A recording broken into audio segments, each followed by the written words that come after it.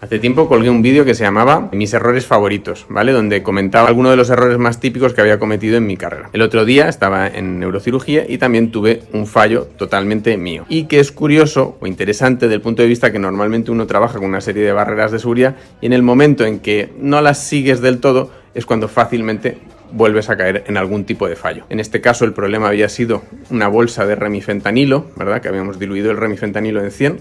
Bueno, lo había diluido yo antes de que llegara el residente. Y en vez de usar los 50 que yo iba a usar en mi jeringa y tirar la bolsa, porque no la íbamos a usar, porque no teníamos más pacientes que él que íbamos a usar y no íbamos a usar más de una jeringa de 50, en vez de tirarlo, eliminarlo, que la eliminación es uno de los mecanismos que uno tiene para evitar problemas, ¿verdad? Eso es como cuando cortan el acceso a un puerto de montaña, ¿no? Porque hay nieve. No te dejan circular, no es que te digan que tengas que usar cadenas o alguna cosa, sino que simplemente no te dejan entrar y por lo tanto nadie se va a quedar atrapado en la montaña porque has eliminado la posibilidad de quedarte atrapado en la montaña. Pues bien, cuando tiras algo que no vas a usar a la basura, eliminas la posibilidad. Pues yo no lo hice. Lo dejé ahí pensando que a lo mejor me podía servir para dar un bolito o alguna cosa así. Pero en realidad tendría que haberlo tirado a la basura y entonces no me habría dado ningún tipo de problema.